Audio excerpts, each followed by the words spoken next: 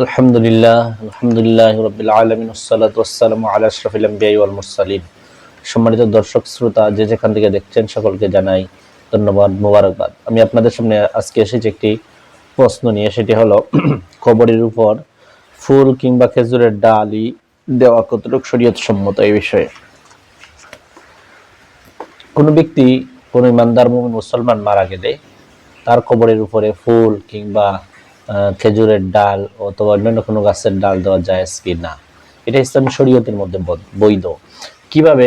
মিশকাতুল মাসাবির মধ্যে হাদিস আছে। এই হাদিসটা, রাসূল সাল্লাল্লাহু আলাইহি ওয়াসাল্লাম একদিন রাস্তায় দিয়ে যাচ্ছিলেন, পথিমধ্যে দুইটা কবর পেলেন। রাসূল সাল্লাল্লাহু হঠাৎ দাঁড়ায় গেলেন। সাহাবায়ে কেরাম বললেন, ইয়া রাসূলুল্লাহ, আপনি কেন দাঁড়ালেন? নবীজি বললেন, তোমরা একটা খেজুরের ডাল নিয়ে আসো।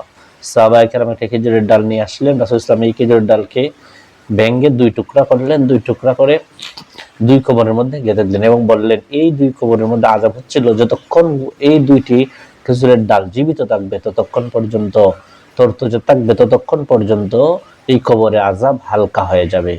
আর এই দুইটি কবরের মধ্যে আযাব হচ্ছিল দুইটি কারণে। একজন লোক প্রস্রাব করে সে পানি ব্যবহার করতো না, মানে পবিত্রতা অর্জন করতো না, আর একজন লোক নামিমা করতো, মানে চুগুলকরি হতো। এই দুই কারণে দুইজন ব্যক্তির কবরে আযাব হচ্ছিল।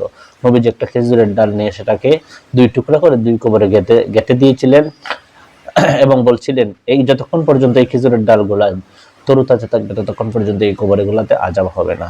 এখান থেকে প্রমাণিত হয় যে কোন মুমিন, ইমানদার মুমিন মুসলমান কবরের মধ্যে যদি সবুজ খেজুরের ডাল, তো অবশ্যই দিলে অবশ্যই সওয়াব হবে। শুধু খেজুরের ডাল নয়, তরুতাজা ফুল, তারপরে যে কোনো গাছের ডাল, তারপরে আপনি যদি কবরের মধ্যে পুঁতে দেন, তাহলে এই ডাল যতক্ষণ পর্যন্ত তরুতাজা থাকবে এগুলা মৃত ব্যক্তির জন্য উপকার হবে। কেন উপকার হবে? কারণ আল্লাহ রাব্বুল আলামিন বলেন যে আসমান, সপ্ত আসমান এবং সপ্ত জমিনে যা কিছু রয়েছে সব কিছু আল্লাহ রাব্বুল আলামিনের তাসবিহ পড়ে। সৃষ্টি জগতে এমন কোনো জিনিস নেই যা আল্লাহর তাসবিহ পড়ে না।